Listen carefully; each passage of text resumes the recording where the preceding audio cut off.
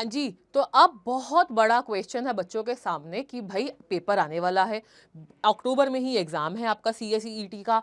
और कुछ बच्चे ऐसे हैं जो किसी न किसी रीज़न की वजह से अभी तक स्टडी स्टार्ट नहीं कर पाए थे और अब वो बिल्कुल ज़ीरो से स्टार्ट करने वाले हैं अपनी स्टडीज़ को।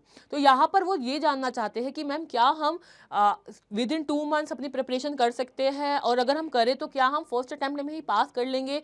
क्या हो सकता है, ये पॉसिबिलिटी है, नहीं है? इन सारी प्रॉब्लम्स, इन सारे क्वेश्चंस का सॉल्यूशन लेकर आई हूं मैं इस वीडियो में। तो चलो इस वीडियो को स्टार्ट करते हैं और जानते हैं क्या आप सच में विद इन 2 मंथ्स अपनी प्रिपरेशन करके स्टार्ट करके पेपर पास कर सकते हो। तो चलो देखते हैं।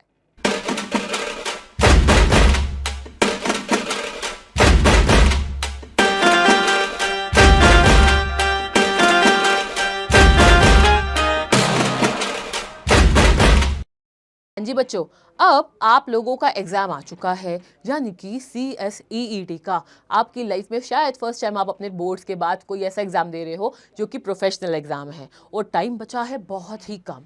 अब यहाँ पर बात आती है, बहुत से बच्चे तो ऐसे हैं जो अपनी प्रिपरेशन बहुत टाइम से कर रहे हैं और वो काफ़ी ज़्यादा सेटिस्फाइड भी है कि भाई हमारी प्रिपरेशन अच्छी चल रही है, हमें कोई प्रॉब्लम नहीं है। लेकिन कुछ बच्चे ऐसे भी हैं जो बहुत सारे रीजंस हो सकते हैं, उस वजह से अपनी प्रिपरेशन अभी तक स्टार्ट भी नहीं कर पाए और एग्जामिनेशन फॉर्म भी फिल कर दिया है।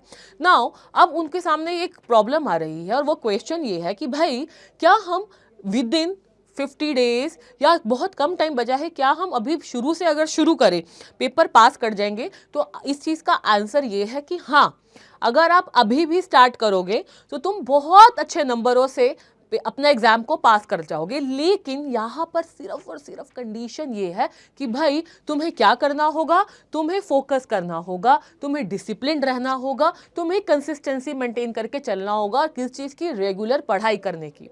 रैंडमली कुछ भी नहीं पढ़ना कि भाई आज अकाउंटेंसी पढ़ लेते हैं, कल बिजनेस कम्युनिकेशन देख लेंगे, परसों इकोनॉमिक्स। नहीं, हर एक चीज़ का आपका प्रॉपर टाइम टेबल होना चाहिए, हर एक चीज़ का आपको प्रॉपरली टाइमली डिवोट होना करना के आपको चलना पड़ेगा। क्योंकि जब आप एक प्रॉपर स्ट्रैटेजी बना के प्लानिंग करके चलोगे और उसको एग्जीक्यूट करोगे ना, तो ही आप बेस्ट से बेस्ट रिजल्ट और आउटपुट दे पाओगे। तो इस चीज़ को आपको ध्यान में रखना है, इसको आपको मेन फोकस करके चलना है, और वो क्या है? कंसिस्टेंसी।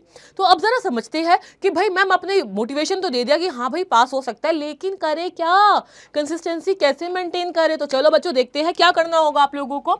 आपको अपने कॉन्सेप्ट को बिल्ड करना होगा, यानी कि आपके करिकुलम में जो भी आपका सिलेबस है, पहले तो सिलेबस को समझो, बुक्स को जानो, क्या क्या कॉन्सेप्ट है, टॉपिक्स है, उन टॉपिक्स को अच्छे से समझो। रटना नहीं है, याद नहीं करना है, चीज़ों को समझना है, क्योंकि ये प्रोफेशनल एग्जाम्स है। और जितना भी पढ़ते रहो, प्रैक्टिस करो, लिखो उसको, और फिर रिपीट प्रोसेस को फिर से रिपीट करना। रिवीजन बहुत ज़रूरी है, खासकर राइटिंग प्रैक्टिस के फॉर्म में रिवीजन करना बहुत ही ज़्यादा ज़रूरी है। नाउ तो यहाँ पर आपने अपना कॉन्सेप्ट क्लियर करना है, आपने सिलेबस को अच्छे से समझ लेना है, आपने एग्जामिनेशन का पैटर्न देखना है, उसके अलावा आपको आपकी प्रिपरेशन को स्ट्रॉन्ग करना है। कैसे स्ट्रॉन्ग करना है? रिवीजन से। और रिवीजन के साथ साथ आपको करनी है राइटिंग प्रैक्टिस। इस राइटिंग प्रैक्टिस के साथ साथ तुम्हें क्या करना है? तुम्हें देखना है अपना सेल्फ इवैल्यूएशन कि भाई ये क्वेश्चन ऐसे पूछा गया है, अगर ये 4 मार्क्स का है तो मुझे कैसे देना है आंसर, अगर ये 8 मार्क्स का है तो मुझे कैसे देना है। आपकी जो मॉड्यूल है वो सबसे बेस्ट है, आपको कहीं और इधर उधर जाने की नीड ही नहीं है। आपके ICSI के मॉड्यूल आपके पास, सबके पास होंगे, आपको वही क्वेश्चंस करने हैं। आप देखेंगे चैप्टर के लास्ट में क्वेश्चंस है, चैप्टर की बुक के लास्ट में भी क्वेश्चंस है, आपको वो एटलीस्ट वो सारे तो आप कर जाओ। काफ़ी पेपर आपका उसी में से, उसी के आसपास से क्वेश्चन आपके रेफरेंस फॉर्म में पूछे जाएंगे, ठीक है? तो आप उसी के अकॉर्डिंगली अपनी इतनी प्रिपरेशन तो आप इतनी कर लो, उन क्वेश्चंस को कर लो। उसके अलावा आपकी बुक के लास्ट में ग्लॉसरी होता है, लेसन राउंड अप है, उसके सारे जो पॉइंट्स हैं वो बहुत इंपॉर्टेंट पॉइंट्स है। क्वेश्चंस, मेजॉरिटी क्वेश्चंस आपके पेपर में उसी से ही बनेंगे। तो तुमने प्रिपरेशन फुल स्कोर के लिए करना है। AIR तो तुम ला ही सकते हो, रैंक लानी है ना, तो रैंक की तैयारी के हिसाब से हमने ये चीज़ें ध्यान में रखनी है।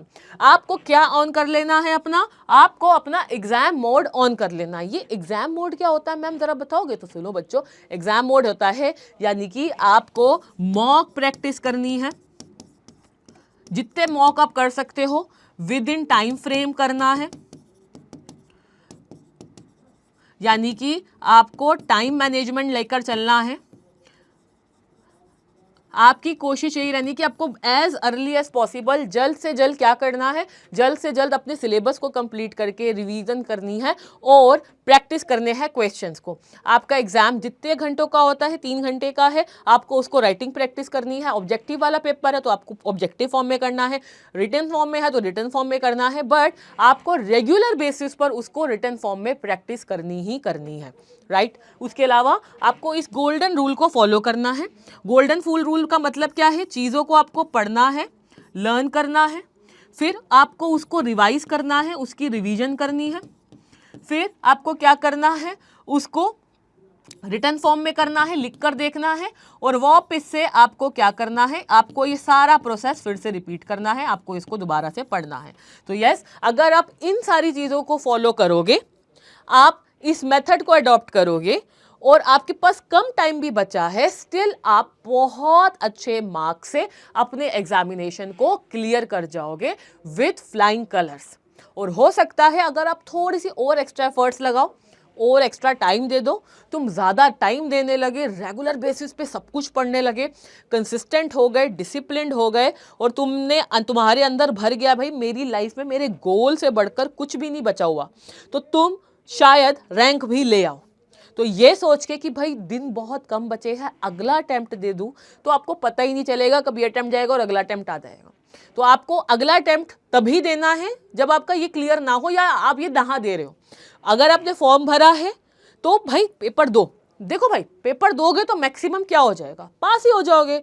ना देकर तो वैसे भी फेल हो, डर कर तो वैसे भी फेल हो। जहां तुम्हारे मन में एक डर आ गया कि भाई तुमसे ये नहीं हो पा रहा, तो तुम उसको नहीं कर पाओगे।